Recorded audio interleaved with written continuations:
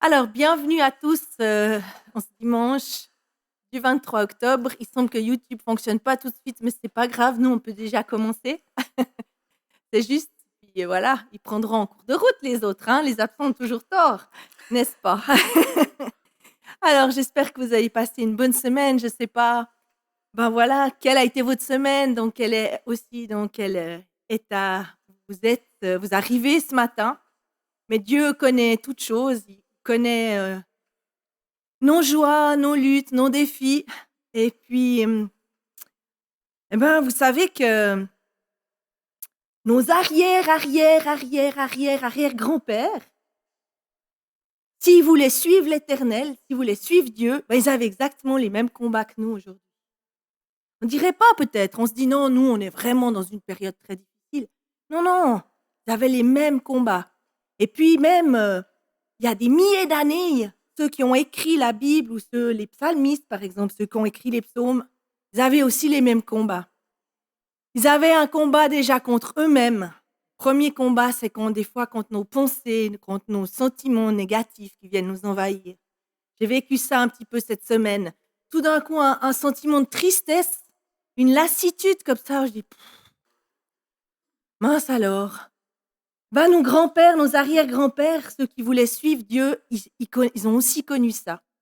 Et puis, aussi les combats contre la pensée du monde. Cette pensée du monde où des fois on se dit, mais c'est pas possible. Mais vraiment, est-ce que les gens maintenant pensent ça? Est-ce que c'est pas possible?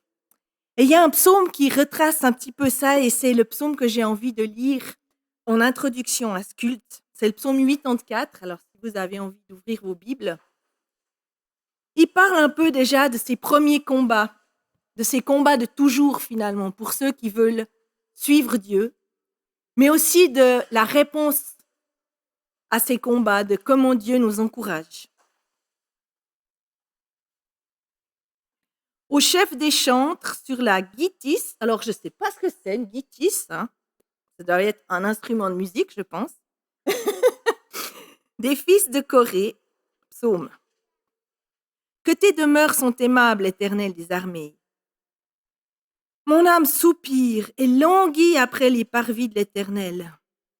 Mon cœur et ma chair poussent des cris vers Dieu vivant. Ah, le passereau même trouve une maison et l'hirondelle un nid où elle dépose ses petits. Tes autels, Éternel des armées.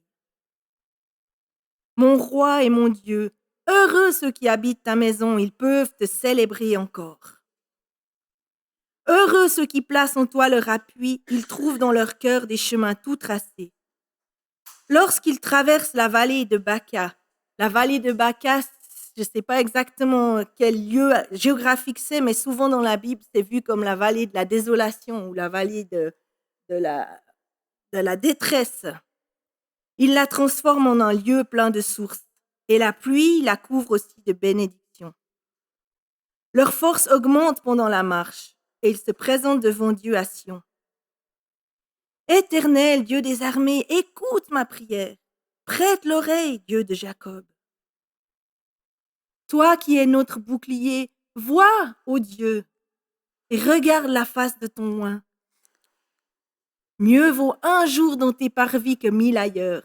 Je préfère me tenir sur le seuil de la maison de mon Dieu plutôt que d'habiter sous les tentes de la méchanceté. Car l'Éternel Dieu est un soleil et un bouclier. L'Éternel donne la grâce et la gloire. Il ne refuse aucun bien, à ceux qui marchent dans l'intégrité. Éternel des armées, heureux l'homme qui se confie en toi. Amen. Alors je veux simplement prier pour continuer à introduire ce culte.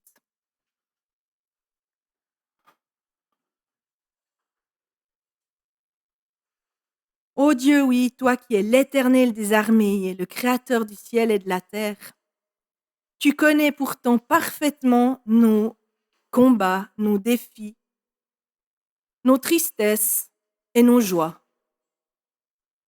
Et toujours, dans tous les temps, tu as encouragé tes enfants à lever les yeux vers toi, à ce qu'ils s'approchent de toi, à ce qu'ils se rassemblent aussi dans ta maison, comme aujourd'hui nous le faisons, pour te célébrer encore et pour dire oui, tu es notre soleil, notre bouclier.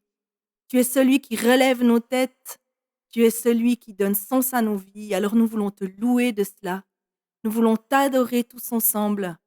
Et aussi nous voulons te chanter ensemble pour dire combien tu es grand et combien tu es bon. Et nous ne sommes pas seuls à vivre ces choses. Nous sommes aussi en famille, en communauté, à vivre les mêmes combats. Et nous voulons nous encourager les uns les autres. Merci pour ce culte que nous voulons te rendre. Merci pour ce temps ensemble. Amen. Alors, je vous encourage à louer Dieu tous ensemble au travers des chants que nos musiciens vont nous présenter maintenant, proposer.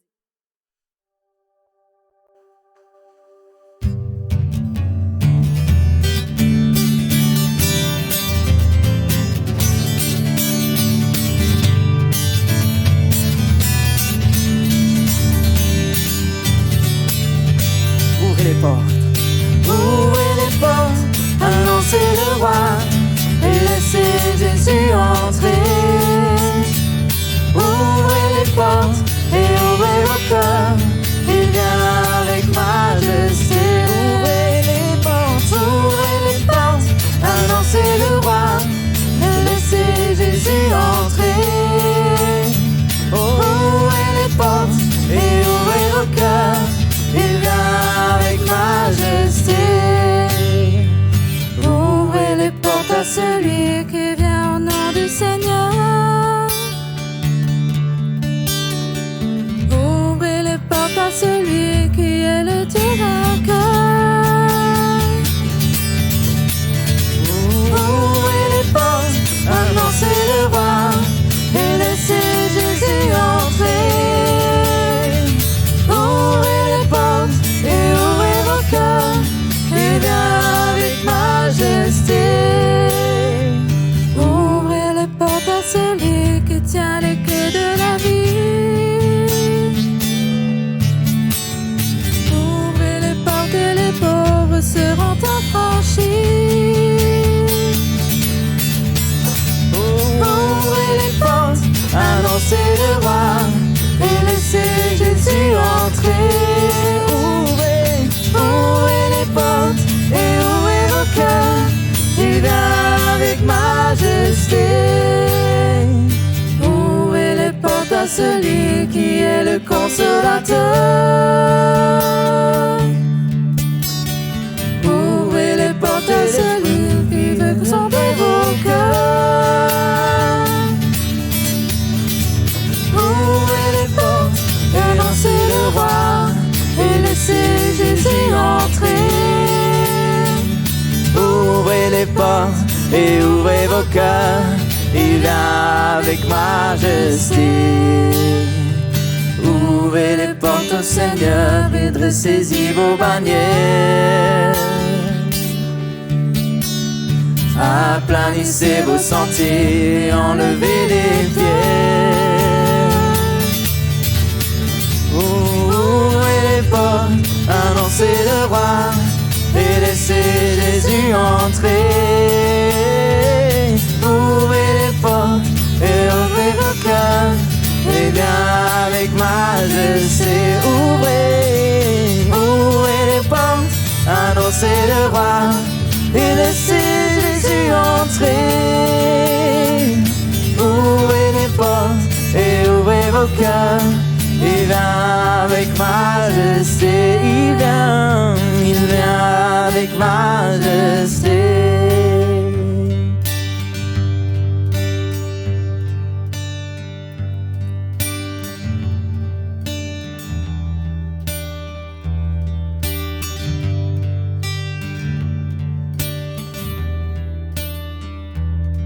Je viens t'offrir, Seigneur, ce que j'ai de meilleur. Je viens t'offrir ma vie. Oui, à toi Jésus-Christ. Et même si je suis fragile. Et même si c'est difficile, je chanterai gloire à l'Éternel. Je chanterai louange à son nom. Je chanterai Dieu, tu es mon essentiel. Je chanterai en l'honneur de son nom. Je viens te dire, Seigneur, que tu es mon bonheur. Non, rien ne peut détruire notre bel avenir. Et même si je suis fragile, et même si c'est difficile, oh, je chanterai gloire à l'Éternel. Oh, je chanterai louange à son nom. Je chanterai Dieu, mon essentiel. Je chanterai en l'honneur de son nom toute ma vie, toute ma vie. Je redirai que tu as donné ta vie, toute ma vie, toute ma vie. Je redirai que tu as payé le prix, toute ma vie, oh, je redirai que je ne vis que pour lui. Je chanterai gloire à l'Éternel. Je chanterai louange à son nom. Louange à toi, Jésus. Je chanterai Dieu, mon essentiel. Je chanterai en l'honneur de son nom. Je chanterai gloire à l'Éternel. Je chanterai en louange à son nom. Je chanterai Dieu, tu es mon essentiel. Je chanterai en l'honneur de son nom. Je chanterai en l'honneur de son nom. Je chanterai en l'honneur de son nom.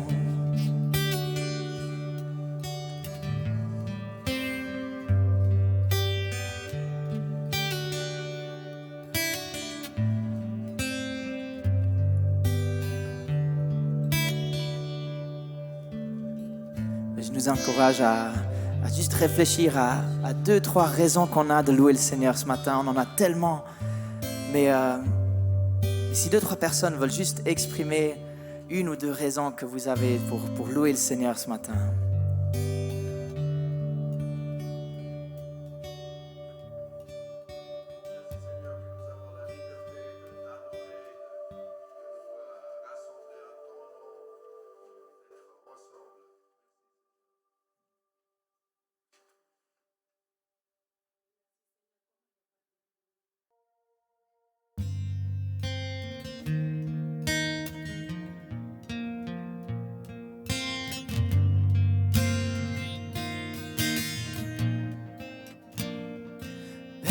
Avant le chant qui créa l'univers, bien avant l'esprit qui planait sur la terre, bien avant que tu me formes de la poussière. Oh, tu rêvais du jour où je pourrais t'aimer. Bien bien avant les premiers battements de mon cœur, bien avant que je m'éveille à ta douceur, bien avant mes doutes, mes joies et mes douleurs. Oh, tu rêvais du jour où je pourrais t'aimer. Tu rêvais du jour où je pourrais t'aimer. Abba Père, je suis à toi. Abba Père, je suis à toi. Abba Père, je suis à toi. Abba Père, je suis à toi.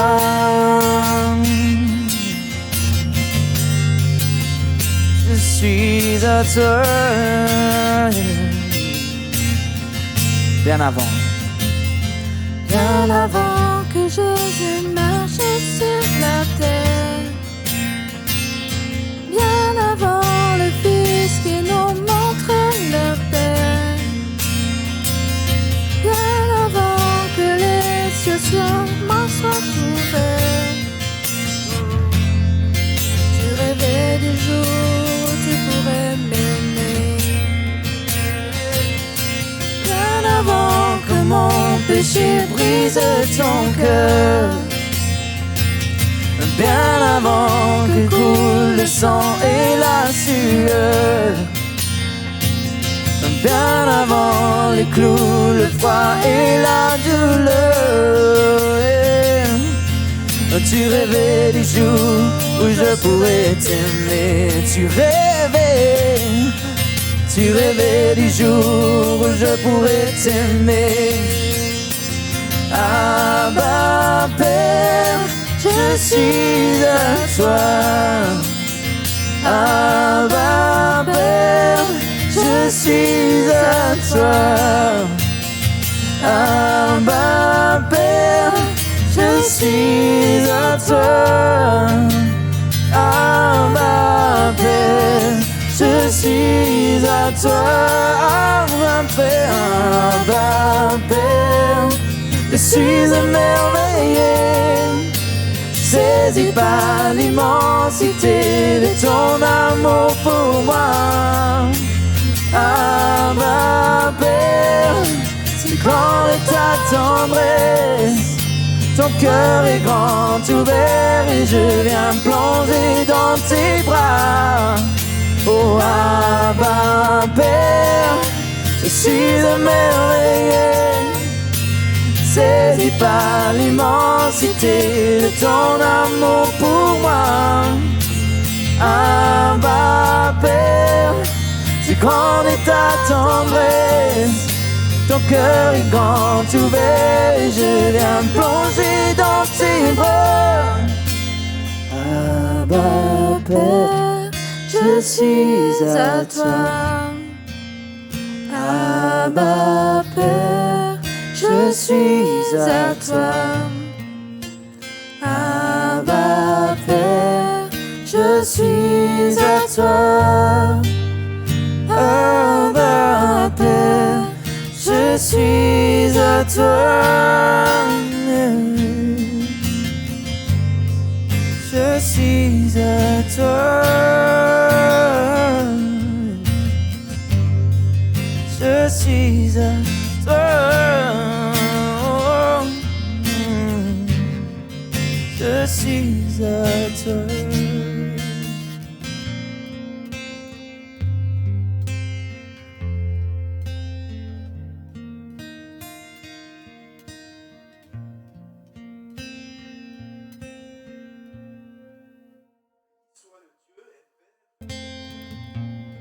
Je suis né. Je suis né pour te louer. Je suis né pour glorifier ton nom. En toutes circonstances, apprendre à te dire si je suis né pour t'aimer, je suis né pour t'adorer, mon Dieu, obéir à ta voix. Oh, je suis né pour toi. Je suis né pour te louer. Je suis né pour t'adorer ton nom. En toutes circonstances, apprendre à te dire merci. Je suis né pour t'aimer. Je suis né pour t'adorer, mon Dieu, obéir à ta voix. Oh, je suis né pour toi, oh, pour toi.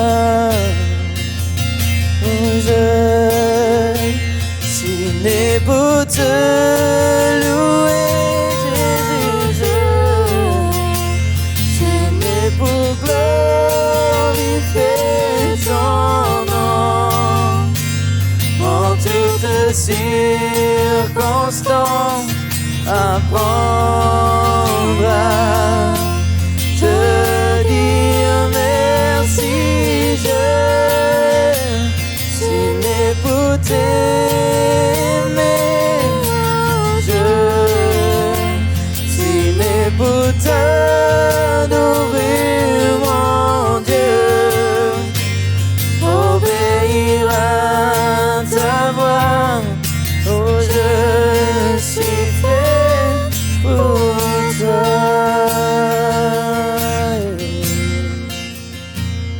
Je suis fait pour toi, Jésus.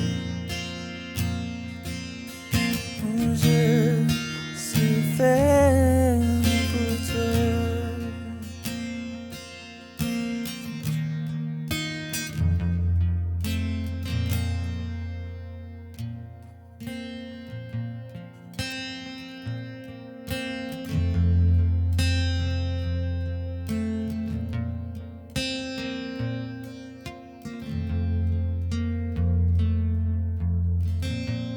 Oh, Jésus, mon sauveur, Seigneur, nul n'est comme toi. Jour après jour, je te louerai, car ton amour est merveilleux.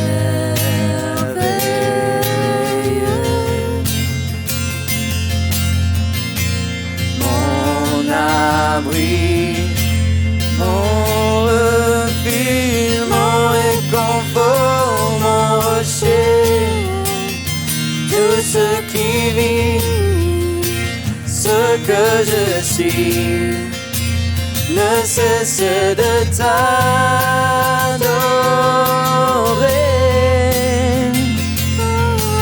Chante au Seigneur, crie de joie, terre entière. À Dieu la gloire, la puissance et l'honneur. Les monts s'inclinent et les flots rugissent à l'écho de ton nom. Devant tes œuvres et mon cœur crie de joie. Je t'aimerai, je tiendrai par la foi. Rien ne pourrait t'ébranler tes promesses pour moi.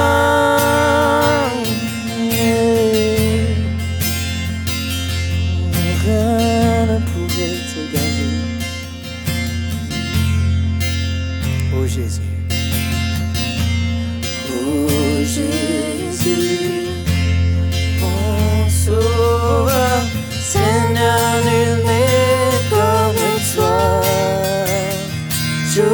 après jour.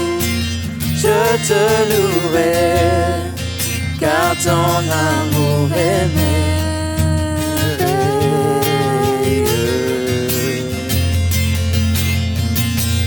Mon abri, mon refuge, mon réconfort, mon rocher, tout ce qui vit, ce que je suis, ne cesse de t'adorer.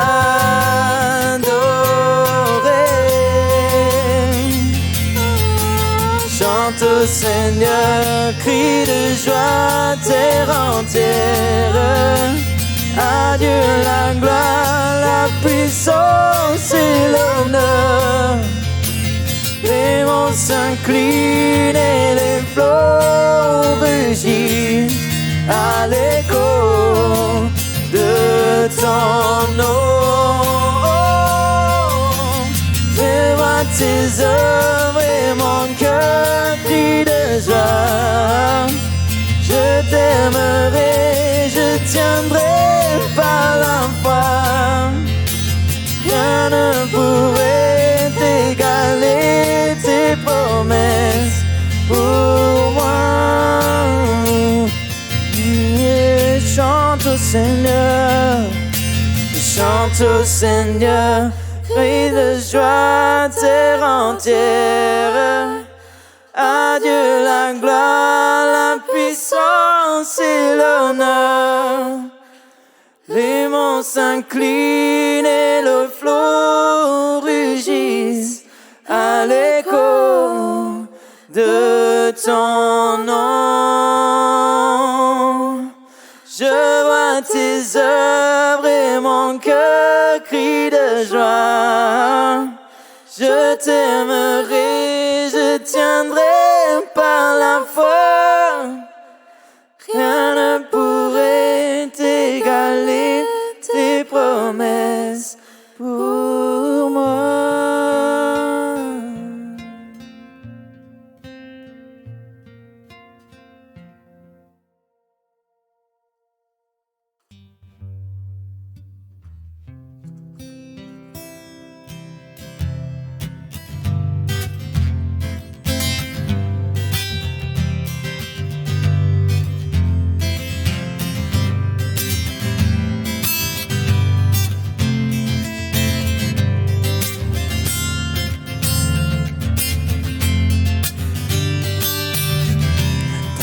Monde entier, tu es souverain sur chaque torrent et soleil couchant.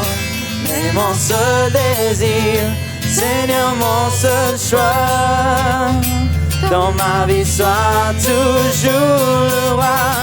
Oui, règne en moi par ton pouvoir, et sur mes rêves, sur mes heures noires. Tu es Seigneur de tout en moi. Dans ma vie, sois toujours le roi.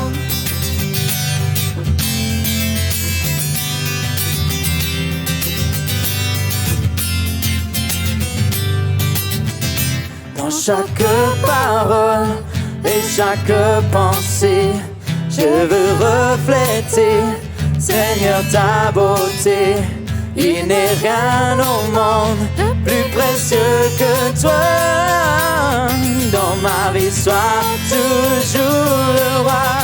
Oui, règne en moi par ton pouvoir. Veille sur mes rêves, sur mes heures noires. Tu es Seigneur de tout en moi. Dans ma vie, sois toujours le roi. Oui, règne en moi par ton pouvoir. Veille sur mes rêves, sur mes heures noires. Tu es Seigneur de tout en moi. Oui, ma vie, sois toujours le roi. Dans ma vie, sois toujours le roi. Dans ma vie, sois toujours le roi.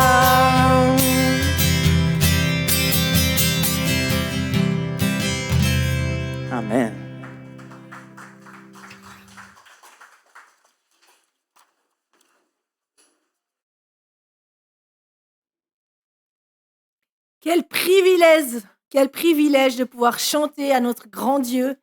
Et ouais, cette phrase qui dit, on a été fait pour toi, en somme. Quel privilège d'avoir un sens à nos vies. Il y a tellement de gens autour de nous qui ne trouvent pas de sens à leur vie. Et nous, on a trouvé un sens, le vrai sens à la vie, parce que Dieu nous a créés pour qu'on le loue et pour qu'on soit en relation avec lui. Merci pour ces beaux chants choisis. Et nous voulons continuer dans cet esprit. Moi, j'avais aussi envie quand Damien a dit un sujet de reconnaissance, j'avais envie de remercier Dieu pour les enfants qui sont parmi nous. Voilà, parce qu'ils sont précieux à leurs yeux. Et puis, ils sont autant précieux que les personnes plus âgées. On est tous précieux et c'est ça qui fait l'Église. L'Église d'aujourd'hui et l'Église de demain aussi. Donc, on va aussi maintenant prier pour la suite. Bon, je sais qu'il y a 2 personnes qui s'occupent de la garderie, mais je vois pas beaucoup. Oui, il y a quand même un ou 2 tout petits. Donc, c'est Johanna et Léa qui s'occupent de la garderie. Et il y a aussi une classe de l'école du dimanche, c'est juste. Parce que j'ai pas vraiment bien regardé les choses, mais sûrement. Avec Jean-Yves. Tout le monde avec Jean-Yves aujourd'hui. D'accord, très bien. Alors, on va prier pour eux et pour la suite de ce culte. Aujourd'hui, on a la chance d'avoir Monsieur Valentin Cruchet, c'est juste, qui est déjà venu prêcher une fois, je crois, ici. Enfin non, pas je crois, mais j'étais pas là, c'est pour ça que je dis. Qui est déjà venu prêcher une fois ici. Nous, on se réjouit de l'entendre à nouveau. Et puis, peut-être qu'il redonnera un petit mot de présentation pour ceux peut-être qui justement n'étaient pas là la première fois. En tout cas, on veut remettre toute la suite du culte et spécialement les enfants.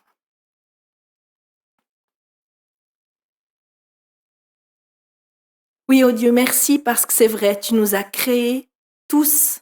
C'était ta volonté de nous créer pour que nous puissions un jour te rencontrer, pour que nous puissions t'adorer, te connaître et avoir une vie belle avec toi, Seigneur. Et je te remercie pour chaque enfant dans cette salle, les tout petits, déjà ceux qui te connaissent déjà bien. Mais merci parce que tu veux encore les faire grandir physiquement, mais aussi grandir dans la foi avec toi, les instruire dans ta parole. Et c'est ce que nous demandons maintenant, qu'ils aient de la joie dans leur groupe d'école du dimanche, aussi les petits qui se sentent en confiance à la garderie. Merci pour ceux qui les entourent. Et merci aussi pour le message qui nous sera délivré pour la suite du culte ici. Nous voulons rester dans cet état de reconnaissance et de louange à ton nom. Amen.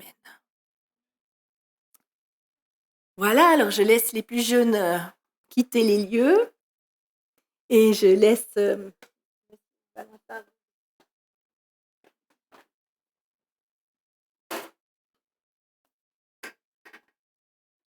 Bonjour, merci beaucoup. Ouais, je vais remonter ça. Vous m'entendez? Très bien.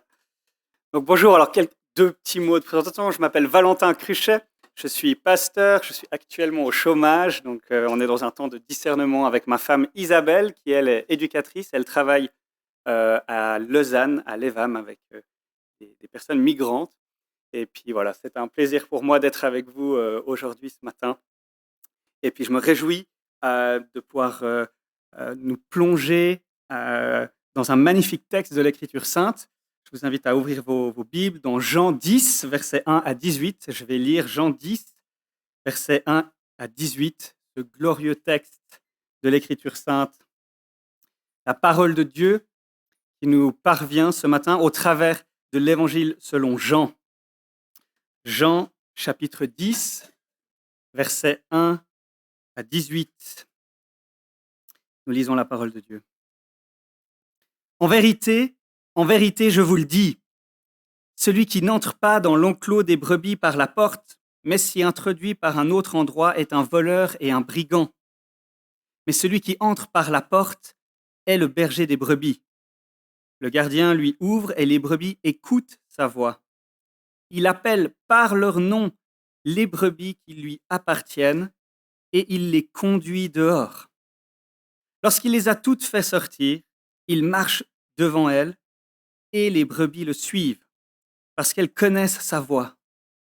Elles ne suivront pas un étranger, mais elles fuiront au contraire loin de lui parce qu'elles ne connaissent pas la voix des étrangers. Jésus leur dit cette parabole, mais ils ne comprirent pas de quoi il leur parlait. Jésus leur dit encore, en vérité, je vous le dis, je suis la porte des brebis.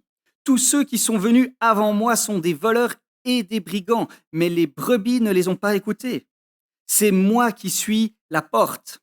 Si quelqu'un entre par moi, il sera sauvé. Il entrera et sortira et il trouvera de quoi se nourrir. Le voleur ne vient que pour voler, égorger et détruire. Moi, je suis venu afin que les brebis aient la vie et qu'elle l'ait en abondance. Je suis le bon berger. Le bon berger donne sa vie pour ses brebis. Le simple salarié, quant à lui, n'est pas le berger et les brebis ne lui appartiennent pas. Lorsqu'il voit venir le loup, il abandonne les brebis et prend la fuite. Alors le loup s'en empare et les disperse. Le simple salarié s'enfuit car il travaille pour de l'argent et ne se soucie pas des brebis. Moi, je suis le bon berger. Je connais mes brebis et elles me connaissent, tout comme le Père me connaît et comme je connais le Père. Je donne ma vie pour mes brebis. J'ai encore d'autres brebis qui ne sont pas de cet enclos. Celles-là aussi, il faut que je les amène. Elles écouteront ma voix et il y aura un seul troupeau, un seul berger. Le Père m'aime parce que je donne ma vie pour la reprendre ensuite. Personne ne me l'enlève, mais je la donne de moi-même. J'ai le pouvoir de la donner et j'ai le pouvoir de la reprendre. Tel est l'ordre que j'ai reçu de mon Père.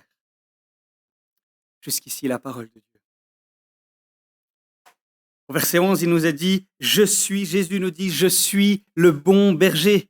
Le bon berger donne sa vie pour ses brebis. Jésus offre un magnifique enseignement qui est puissant pour nous aider à comprendre qui il est pour nous et qui nous sommes pour lui. Au travers de ce texte, Jésus nous donne un magnifique enseignement qui nous permet de bien comprendre qui Jésus est pour nous. Il est le bon berger. Et qui nous sommes pour Jésus? Nous sommes ses brebis. Cette glorieuse illustration que Jésus utilise nous aide à voir que Jésus est notre bon berger et que nous sommes ses brebis. Il est notre bon berger qui nous connaît et qui a offert sa vie en sacrifice pour nous. Et nous sommes ses brebis, appelés à écouter sa voix et à le suivre. Ce que nous croyons concernant Jésus et concernant nous-mêmes va changer notre manière de vivre. Et si je crois ce matin que Jésus est le bon berger de ma vie, cela va avoir d'énormes conséquences dans ma manière de vivre. Alors, il y en aurait beaucoup qu'on pourrait retirer de ce texte, mais ce matin, j'aimerais qu'on puisse voir au moins 3 conséquences que ça a pour nous de croire que Jésus est le bon berger de notre vie. On va voir que, premièrement, croire que Jésus est le bon berger de notre vie implique que je serai impliqué dans la mission du bon berger. Si je crois que Jésus est le bon berger de ma vie, ça va avoir pour conséquence, deuxièmement, que je vais lui obéir à lui seul, car il est digne de confiance. Et troisièmement, si je crois que Jésus est le bon berger de ma vie, je vais chercher le pardon et la guérison en Jésus seul. Donc, 3 points à partir de ce texte. Premièrement, si je crois que Jésus est le bon berger de ma vie, je vais être impliqué dans la mission, je vais lui obéir. Et troisièmement, je vais chercher le pardon et la guérison en lui seul. Et nous commençons avec le premier point. Nous lisons au verset 1. En vérité, je vous le dis, celui qui n'entre pas dans l'enclos des brebis par la porte, mais s'y introduit par un autre endroit, est un voleur et un brigand. Jésus parle de l'enclos. Et l'enclos des brebis était probablement une grande clôture où plusieurs familles plaçaient leurs moutons. C'est une des interprétations, qu'en fait, il y avait une grande clôture et puis plusieurs bergers allaient venir placer leurs moutons dans cet enclos. Et en fait, quand le berger des brebis venait, ces brebis qui lui appartenaient reconnaissaient sa voix et elles sortaient de l'enclos pour le suivre. C'est apparemment l'image qui est donnée là.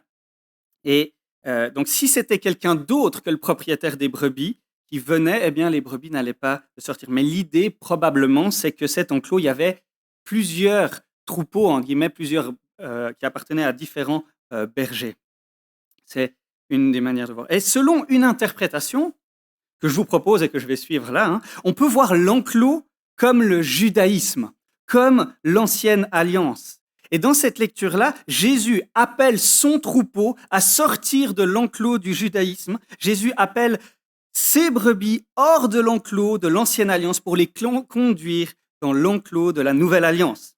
Et je crois que cette interprétation, elle explique bien le verset 16. Regardez au verset 16 avec moi. Voilà ce qu'il est dit. « J'ai encore d'autres brebis qui ne sont pas de cet enclos. Celles-là aussi, il faut que je les amène. Elles écouteront ma voix et il y aura un seul troupeau, un seul berger. » Il y a un autre enclos et on pourrait très bien imaginer, pour un juif du temps de la Bible, il y a deux catégories de personnes, les juifs et les non-juifs. Et selon l'interprétation que je vous propose, il y a l'enclos du judaïsme, l'enclos du peuple de l'Ancienne Alliance et l'enclos du paganisme, des non-juifs. Et cette interprétation, elle va assez bien avec ce que Paul nous dit en Éphésiens 3, versets 5 à 6. Écoutez simplement, je vais vous le lire. Voilà ce que Paul dit. « Ce mystère n'a pas été porté à la connaissance des hommes des générations passées, comme il a maintenant été révélé par l'Esprit à ses saints apôtres et prophètes. Ce mystère, c'est que les non-juifs sont co-héritiers des juifs, qu'ils forment un corps avec eux et participent à la même promesse en Jésus-Christ par l'Évangile. » Notez bien la fin du verset 6. Paul nous dit que les juifs et les non-juifs participent à la même promesse en Christ par l'Évangile. Donc Jésus est le bon berger qui rassemble ses brebis. Et comment est-ce que Jésus rassemble ses brebis? Regardez au verset 3 et 4. Le gardien lui ouvre et les brebis écoutent sa voix. Il appelle par leur nom les brebis qui lui appartiennent et il les conduit dehors. Lorsqu'il les a toutes fait sortir, il marche devant elles et les brebis le suivent parce qu'elles connaissent sa voix. Donc on voit comment le bon berger, dans ce texte, le bon berger est celui qui rassemble ses brebis. Et c'est une autre manière de voir la mission. Souvent, on voit la mission comme aller. Eh bien là, on a une vision de la mission comme rassembler. Et Jésus rassemble ses brebis de l'enclos du judaïsme, de l'enclos du paganisme. Et comment il le fait? En parlant. Il le fait par sa parole. Les brebis écoutent sa voix.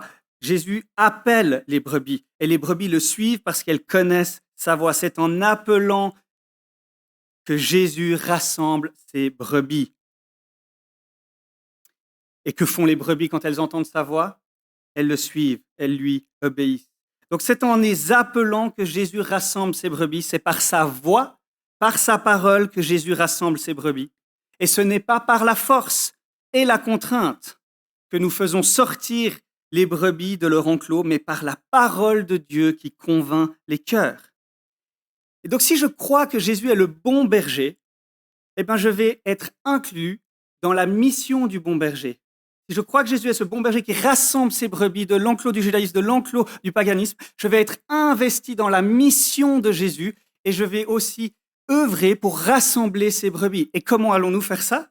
En annonçant l'évangile. Comme Paul l'a dit, c'est par l'évangile que les juifs et les non-juifs forment un seul troupeau. Verset 16, c'est ça la promesse. Je relis le verset 16. « J'ai encore d'autres brebis qui ne sont pas de cet enclos. Celles-là aussi, il faut que je les amène. Elles écouteront ma voix et il y aura un seul troupeau, un seul berger. » Voilà une belle vision de la mission. Ramener toutes les brebis du Seigneur dans un seul troupeau et sous un seul berger, Jésus le bon berger. Et nous participons à cela en proclamant la parole du bon berger. Et cette parole du bon berger, c'est la bonne nouvelle, l'évangile, la bonne nouvelle de ce que Dieu a fait en Jésus-Christ pour nous sauver de tous nos péchés passés, présents et futurs. C'est la puissance de Dieu pour le salut de quiconque croit. Et notre travail, c'est de proclamer cette bonne nouvelle parce que c'est par la parole, c'est par sa parole que Jésus rassemble ses brebis. C'est pas par la contrainte, c'est pas par des techniques de conversion ou je ne sais quoi. C'est par la parole de l'évangile. Et nous sommes invités à suivre ce bon berger. Et si nous croyons que Jésus est le bon berger, nous sommes glorieusement invités à sa suite, par la parole de Dieu, rassembler ses brebis sous un seul troupeau. Alors, notre travail n'est pas de convertir les gens, mais de leur annoncer fidèlement l'évangile biblique. Notre travail, c'est de leur permettre d'entendre la voix du bon berger au travers de la glorieuse bonne nouvelle. Alors, qui sont les gens, je me permets de nous poser cette question, qui sont les gens que Dieu a placés dans nos vies, qui ne sont pas chrétiens et à qui nous allons permettre d'entendre la voix du bon berger en leur annonçant l'évangile ou en les invitant à un endroit où ils pourront entendre cette bonne nouvelle? nous laisse avec cette question. Et nous passons à notre deuxième point. Donc, premièrement, si je crois que Jésus est le bon berger, cela va avoir comme conséquence que je vais être investi dans la mission du bon berger, rassembler ses brebis. Deuxièmement, si je crois que Jésus est le bon berger, je vais obéir au bon berger. L'image du berger est un symbole de celui qui dirige un troupeau. L'image du berger est utilisée pour parler de la souveraineté. Le berger commande et les brebis obéissent. Le berger est comme un roi et les brebis comme ses sujets. Regardons encore au verset 3 et 4. Le gardien lui ouvre et les brebis écoutent sa voix. Il appelle par leur nom les brebis qui lui appartiennent et il les conduit. Verset 4, lorsqu'il les a toutes fait sortir, il marche devant elles et les brebis le suivent parce qu'elles connaissent sa voix. Si je crois que Jésus est le bon berger, cela veut dire que je crois que je suis l'une de ses brebis. Et si je suis l'une de ses brebis, je l'écoute et je le suis. Je l'écoute et je lui obéis. Je l'écoute et je lui fais confiance et je lui obéis.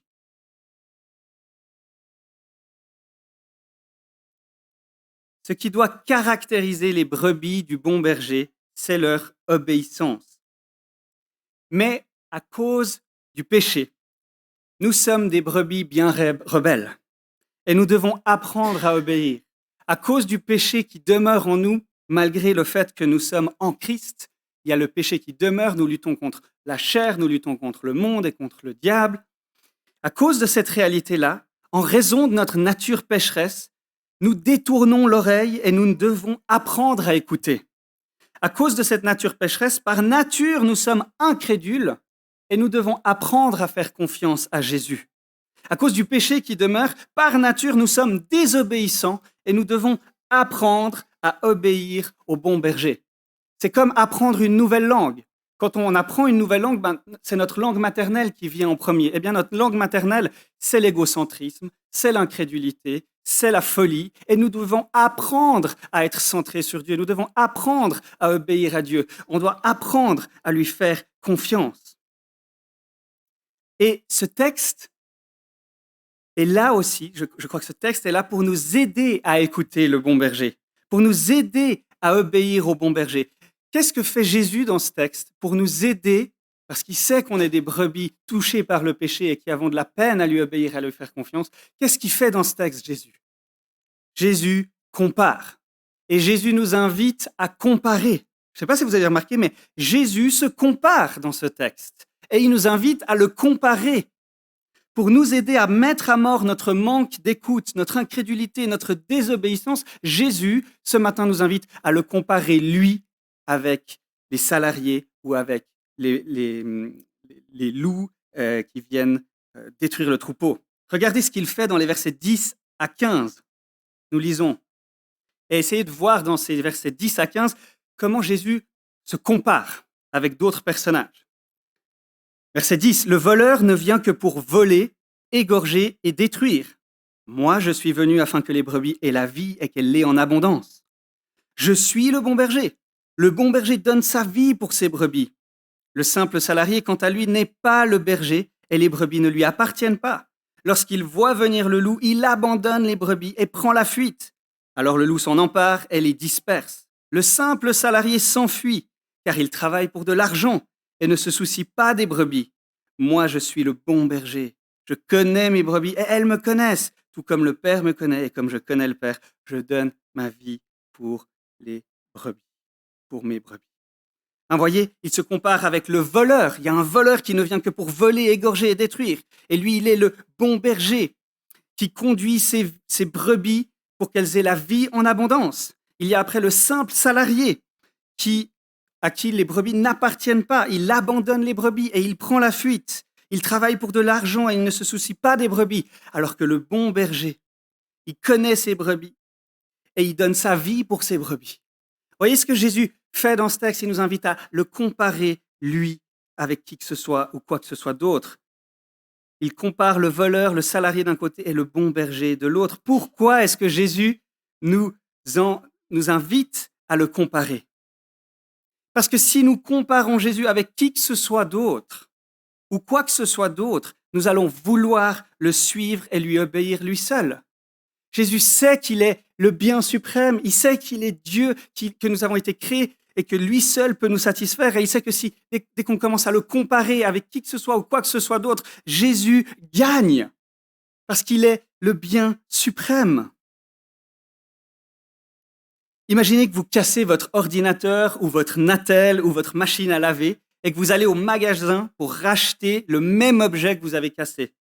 À la caisse, vous allez racheter le même objet quand le vendeur vous dit « Attendez, pour le même prix, vous pouvez avoir un meilleur modèle que celui que vous vous apprêtez à acheter. » Eh bien, c'est évident que pour le même prix, si on vous compare un meilleur modèle, vous allez prendre le meilleur modèle. Dès que nous comparons Jésus avec qui que ce soit ou quoi que ce soit d'autre, nous allons vouloir suivre et obéir à Jésus.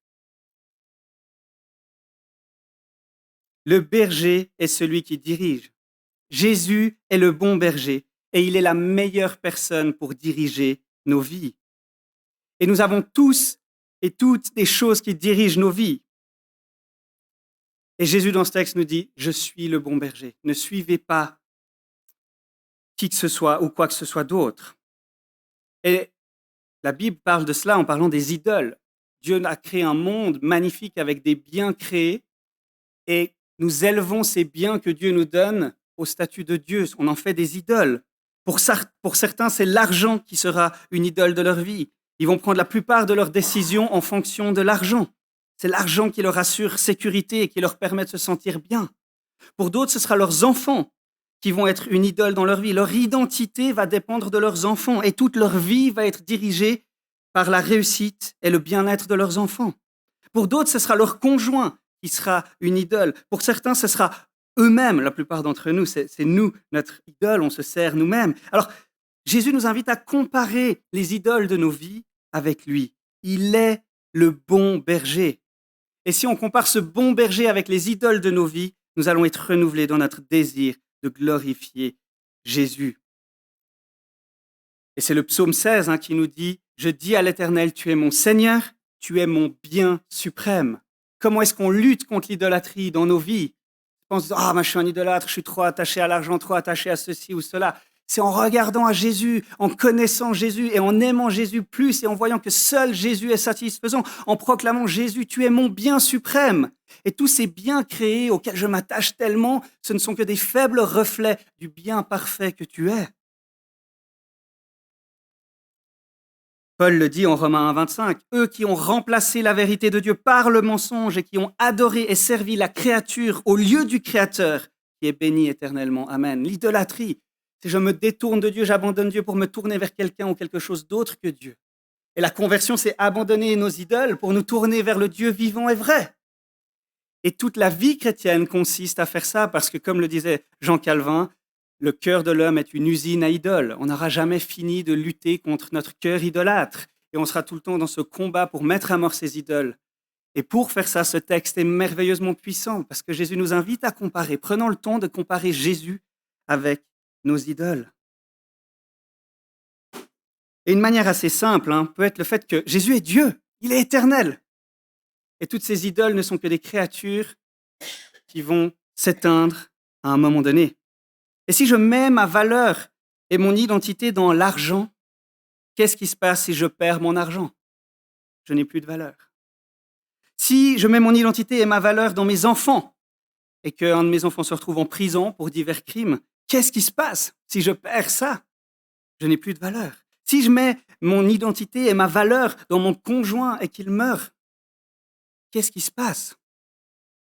Si je mets mon identité et ma valeur dans mon statut social et que je perds mon travail, que je perds ma position, qu'est-ce qui se passe?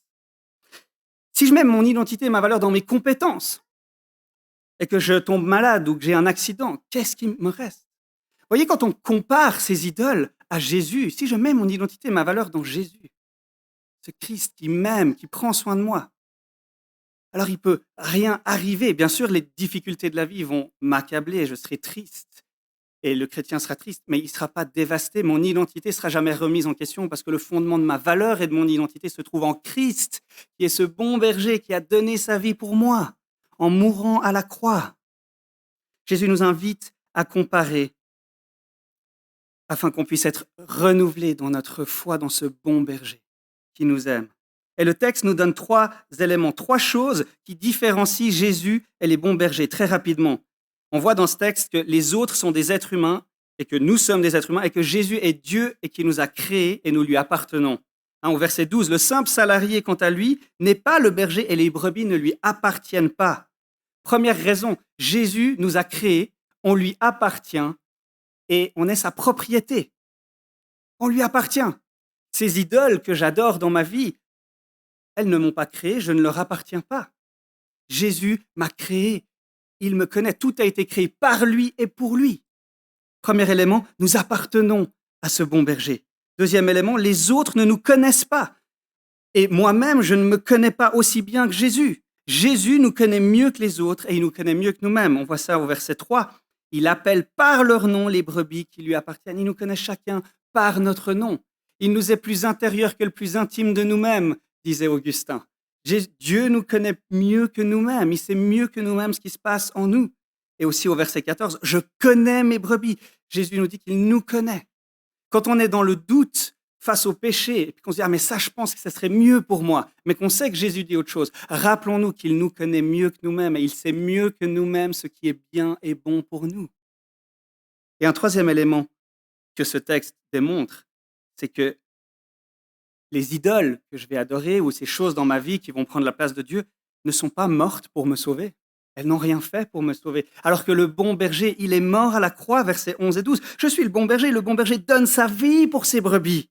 Le simple salarié, quant à lui, n'est pas le berger et les brebis ne lui appartiennent pas. Lorsqu'il voit venir le loup, il abandonne les brebis et prend la fuite. Alors le loup s'en empare et les disperse. Quand nous luttons contre le péché, quand nous luttons contre le péché dans nos vies, rappelons-nous que nous appartenons à Jésus, qu'il nous connaît mieux que nous-mêmes et qu'il a prouvé son amour pour nous en mourant à la croix, alors que cette idole dans ma vie, elle n'a rien fait de tout ça. Comparons et soyons renouvelés dans notre amour pour obéir à Jésus. Soyons renouvelés dans le fait que Jésus est le bon berger et que nous sommes ses brebis et que nous pouvons être dans la joie et la confiance de pouvoir lui obéir, d'écouter sa voix et de le suivre. Pourquoi ? Parce qu'il est le bon berger. Et un dernier élément, très souvent, on peut lutter contre le péché pour plein de mauvaises raisons. L'une d'entre elles, c'est, il y en a 2 que Tim Keller présente très bien, c'est l'orgueil. Qu'est-ce que les gens vont penser de moi s'ils savent que je fais ça ? Alors c'est ça notre motivation pour pas pécher. Une autre motivation, c'est, mais si je fais ça, je vais avoir des ennuis, je vais avoir des maladies, ou je vais être moins heureux, etc. Mais la vraie conviction qui anime le chrétien, c'est que le péché, qu'est-ce qui est si grave dans le péché ? Bien sûr, il y a des conséquences mauvaises pour nous. Mais le plus grave du péché, c'est que ça me prive de la gloire de Dieu.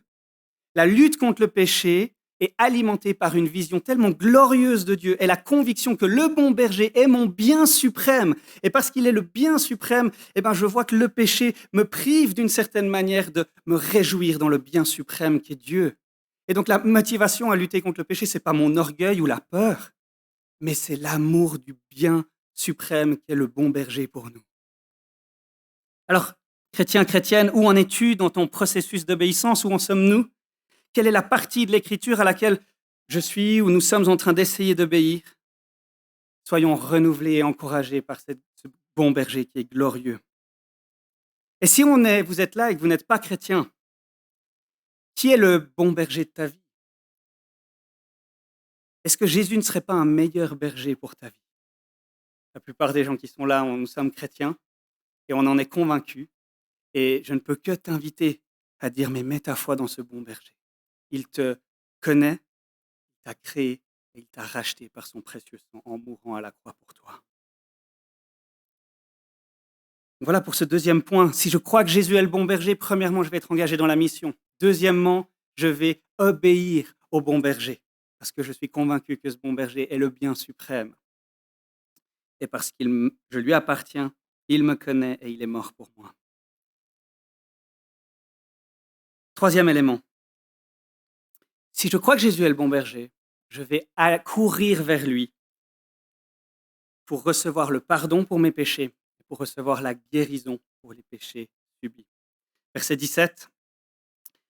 Le Père m'aime parce que je donne ma vie pour la reprendre ensuite. Personne ne me l'enlève, mais je la donne de moi-même. J'ai le pouvoir de la donner et j'ai le pouvoir de la reprendre. Tel est l'ordre que j'ai reçu de mon Père. Pourquoi le bon berger, pour pouvoir sauver ses brebis, il y a une sorte d'incohérence dans ce texte, je vais vous le montrer. Pourquoi le bon berger, pour sauver ses brebis, donne sa vie? Si on y réfléchit, ce n'est pas une bonne stratégie. S'il y a un loup qui vient et que le bon berger donne sa vie et qu'il meurt face au loup, qu'est-ce qui se passe? Il reste un loup et un berger mort. Et je pense qu'il faut faire appel au reste de l'Écriture pour comprendre ce que Jésus est là en train de dire.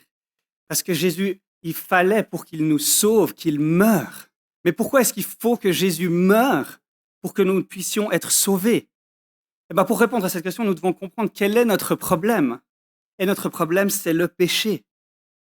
C'est le péché qui est notre problème. Et le péché, c'est quoi? C'est désobéir à la volonté de Dieu. Nous sommes tous à la fois coupables de péché, des péchés qu'on a commis, et on est tous victimes du péché, victimes des péchés que des autres ont commis contre nous.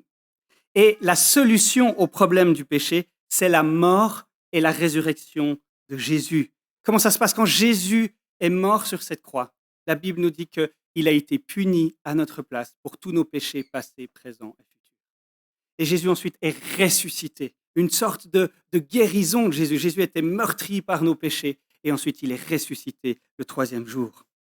La Bible nous dit que tous ont péché et sont privés de la gloire de Dieu. Et on parle des péchés de commission et des péchés d'omission. Donc le péché de commission, c'est quoi? C'est quand je fais quelque chose que je ne devrais pas faire. Je vole, je mens, je tue. Et les péchés d'omission, c'est quand je ne fais pas ce que je devrais faire. Je devrais être un mari aimant, doux et patient, et quand je m'énerve ou quand je ne suis pas aussi doux ou patient, eh ben je pêche. Je devrais aimer, je devrais être généreux, et je ne suis pas généreux. C'est un péché d'omission. Donc nous péchons. Et si parfois, suivant le milieu dans lequel on a grandi, on peut se penser qu'on n'est pas des grands pécheurs parce qu'on regarde que les péchés de commission. Mais si on regarde les péchés d'omission,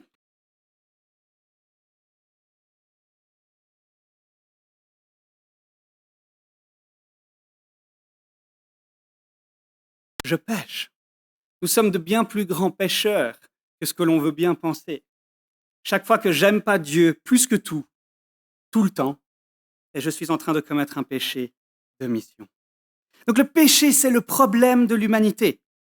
Et le problème du péché arrive de deux manières. Il y a le péché commis que je commets, mais il y a aussi le péché que je subis, les péchés des autres. Et je commets le péché par commission ou par omission. Je vais faire du mal activement ou je vais ne pas faire le bien que je devrais faire. Et pareil, les autres vont pécher contre moi par commission en me faisant vraiment du mal ou simplement en ne faisant pas le bien qu'ils devraient me faire. On le voit, c'est pas la même chose d'avoir des parents qui pêchent par omission contre vous ou d'avoir des parents qui pêchent par commission contre vous en vous frappant activement, vous humiliant activement ou en ayant un père absent, par exemple. Donc, on fait cette distinction. Le problème de l'humanité, c'est le péché. Et le bon berger, il donne sa vie pour ses brebis parce qu'il est là pour régler le problème du péché. Et quand Jésus est mort à la croix, il a réglé le problème de mes péchés que j'ai commis. Il a été puni à ma place pour pouvoir pardonner tous les péchés que moi j'ai commis, les péchés d'omission et de commission. Et je crois que quand Jésus est ressuscité, si je suis uni à ce bon berger qui est mort et ressuscité, sa résurrection, elle est là pour régler le problème des péchés que j'ai subis, les péchés que j'ai subis d'omission ou de commission. Le mal commis est pardonné par Jésus à la croix. Ésaïe 43 nous dit « Pourtant c'est moi qui efface tes transgressions à cause de moi-même et je ne me souviendrai plus de tes péchés. » Dieu oublie nos péchés. Il ne nous traite plus selon les péchés que nous avons commis. Le bon berger est mort pour effacer nos péchés. Et la bonne nouvelle, c'est que Dieu ne nous traite plus selon nos péchés. Ce texte dit que Dieu ne se souviendra plus de nos péchés. Bien sûr que Dieu est omniscient, il se souvient de tout. Il nous traite comme si nous n'avions pas péché. Pourquoi? Parce que Jésus est mort à la croix et quand il est mort à la croix, il a été puni pour tous mes péchés passés, présents et futurs. Et aujourd'hui, si je mets ma foi en Christ, je suis uni à Jésus et Dieu me voit en Christ. Et parce qu'il me voit en Christ, il me voit avec la justice de Christ.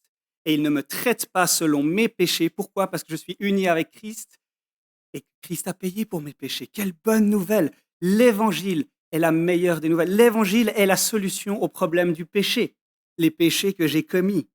Mais ça ne s'arrête pas là, parce que l'évangile est la solution au problème des péchés que j'ai subis aussi. 2 Corinthiens, au chapitre 1, versets 3 et 4, nous dit « Le Père plein de compassion est le Dieu de tout réconfort. » Dieu est le Père plein de compassion, est le Dieu de tout réconfort. Et 2 Corinthiens 5, 17 nous dit « Si quelqu'un est en Christ, il est une nouvelle créature. Les choses anciennes sont passées, voici toutes choses sont devenues nouvelles. » La croix de Jésus règle le problème de mes péchés commis. Et je vous propose de voir que la résurrection règle le problème du péché subi. La résurrection, c'est quoi? C'est une sorte de guérison. Et dans l'union au Christ, mort pour nos péchés et ressuscité pour notre justification, eh bien, l'évangile et Jésus-Christ, ce bon berger, devient la solution au péché que je commets et la solution au péché que j'ai subi. Alors, dans nos milieux, en général, on met bien l'accent sur le pardon pour les péchés que j'ai commis.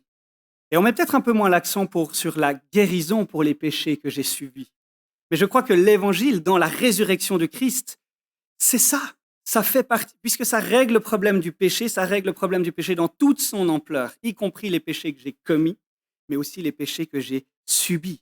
Alors, quelques réflexions pour terminer sur comment recevoir ce réconfort de Dieu, comment recevoir cette guérison de Dieu dans l'évangile pour les péchés subis, en lien aussi avec notre texte. Ce qui m'a mis un peu la puce à l'oreille, c'est dans Jean 10, verset 10, « Le voleur ne vient que pour voler, égorger et détruire. » Et je me suis dit, ben voilà, il y a le vol, hein, il enlève quelque chose, ça pourrait correspondre au péché d'omission.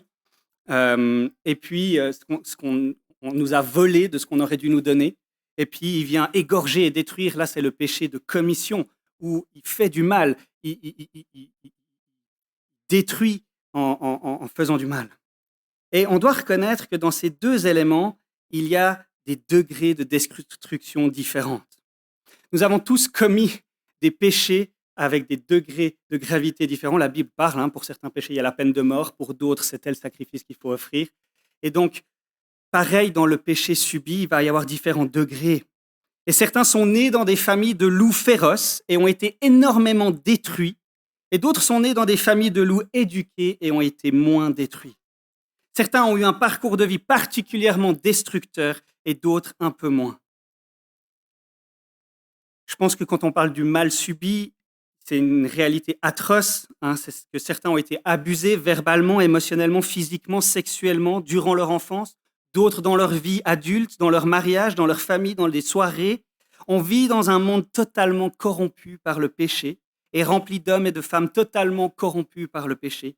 Et certains parmi nous ont pu subir les conséquences de ce péché et certains le subissent encore de manière atroce. En Suisse, en 1997, donc c'était il y a longtemps, une femme sur 5 âgée entre 20 et 60 ans a indiqué avoir subi de la violence physique ou sexuelle par son partenaire ou son conjoint. Une femme sur 5. C'est énorme. On doit, dans l'Église, parler du péché subi, parce que l'Évangile traite le péché subi.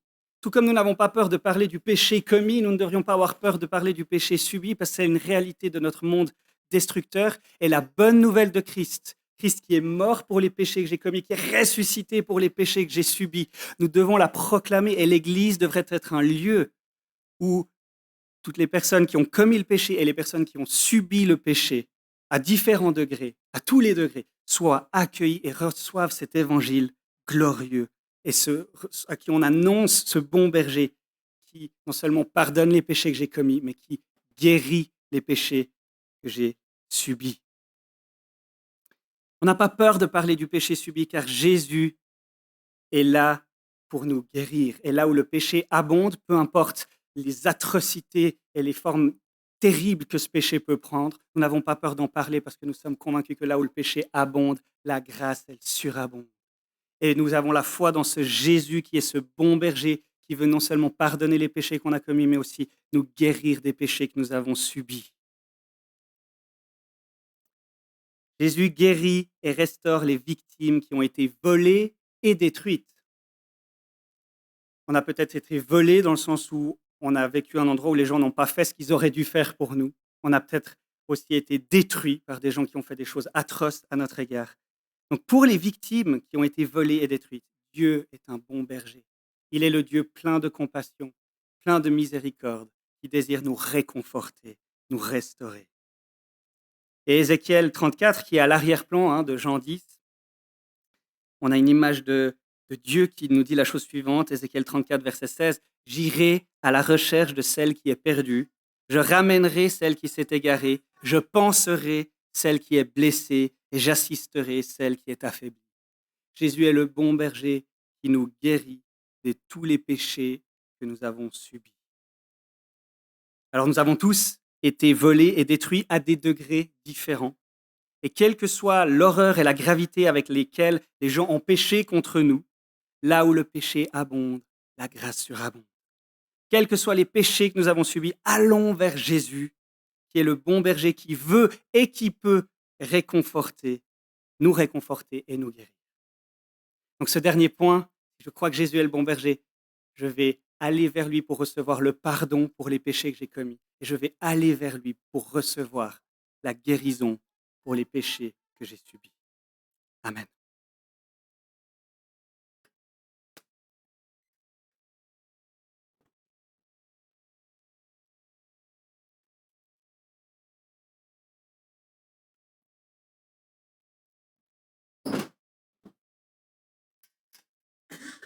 Ah, merci Valentin pour ce message qui était puissant parce que ça nous rappelle des vérités fondamentales. Et à vrai dire, j'avais l'intention de lire un certain nombre de textes pour introduire la scène, mais après le message, j'ai décidé de ne pas lire ces textes parce que c'était suffisant pour introduire la scène. Je crois qu'on a besoin de beaucoup plus d'informations. Simplement, je vais relire deux choses que Valentin a déjà lues, mais je crois que c'est important pour la scène, introduire, de relire donc dans Jean 10, où Jésus a dit « Je suis le bon berger donne sa vie pour ses brebis ». Voilà. Alors, il ne fait pas simplement de veiller sur ses brebis, à être sûr qu'elles vont au pâturage, etc. Non, il donne sa vie. Si elles sont en danger, il donne sa vie pour ses brebis. Et ça, c'est une des raisons pour laquelle nous sommes ici aussi pour célébrer la Sainte Seine, c'est pour se rappeler que le berger donne sa vie. Et un peu plus loin, qu'on a lu aussi, où Jésus dit « Le Père m'aime parce que je donne ma vie afin de la reprendre. Personne ne me l'ôte, mais je la donne de moi-même. J'ai le pouvoir de la donner et j'ai le pouvoir de la reprendre. Tel est l'ordre que j'ai reçu de mon Père. » Et là, on voit que personne n'a forcé Jésus de donner sa vie pour nos péchés. On ne l'a pas forcé. C'est lui qui a décidé de le faire. Il a le pouvoir de la donner ou de la reprendre. Et il a décidé de la donner parce qu'il nous aime. Et voilà, Jésus nous aime. Et quand même, Jésus nous connaît et sait que nous sommes oublieux, aussi pécheurs, mais oublieux aussi. Et c'est pour ça qu'il a institué ce cérémonial de la scène afin qu'on puisse se rappeler de ce qu'il a fait pour nous et que de semaine en semaine, ou chaque fois qu'on prend la Sainte Seine, on soit réengagé à se souvenir. On a chanté tout à l'heure « Toute ma vie, je redirai que tu as donné ta vie. Toute ma vie, je redirai que tu as payé le prix. » Voilà. Toute ma vie, ça veut dire que jour après jour, on peut se rappeler de ce que Jésus a fait. Et dans Marc, Jésus, on voit un texte dans Marc 14, si ça vous dit de regarder, mais sinon vous pouvez écouter simplement. Au verset 22, pendant la Pâque, Pendant qu'ils mangeaient, Jésus prit du pain et après avoir rendu grâce, il le rompit et il leur donna en disant, prenez ceci, est mon corps. Il prit ensuite une coupe et après avoir rendu grâce, il la leur donna et ils en burent tous. Et il leur dit, ceci est mon sang, le sang de l'alliance qui est répandu pour beaucoup. Alors voilà, Jésus aurait pu utiliser peut-être d'autres symboles pour qu'on puisse se rappeler de ce qu'il a fait pour nous, mais c'était les symboles les plus parlants, les plus puissants, donc c'est ceux-ci qu'il a utilisés, et c'est ceux-ci aussi qu'on utilise encore aujourd'hui, le pain et le vin, bon, du jus de raisin dans le cas particulier. Alors, j'aimerais prier pour la Sainte Seine, c'est Jane qui va m'accompagner pour le service. Merci Seigneur de ce que tu as fait pour nous. Merci de ton sacrifice à la croix. Merci que tu es le bon berger, celui qui nous mène au pâturage, qui prend soin de nous et en plus de ça, qui meurt pour nous. Et c'est ce que tu as fait à la croix, Seigneur. Tu es mort pour nous, tu as donné ton sang et ton corps a été brisé justement pour que nous puissions être pardonnés de nos péchés et avoir l'assurance de la vie éternelle. Seigneur, merci que tu as fait toutes ces choses. Et maintenant, on veut se souvenir de ce que tu as fait avec reconnaissance et en te louant. Merci Seigneur. Amen. Alors, peut-être vous vous rappelez que déjà une ou deux fois, j'ai toujours à cœur qu'on puisse se faire face pour prendre la scène plutôt que de regarder le dos de la rangée devant nous. Donc, voilà, je vous propose de refaire des petits groupes, un peu par rangée. Peut-être les rangées, il y en a 3 ou 1 à 4, vous vous mettez en petits groupes, et puis plus loin aussi, comme ça, et vous faites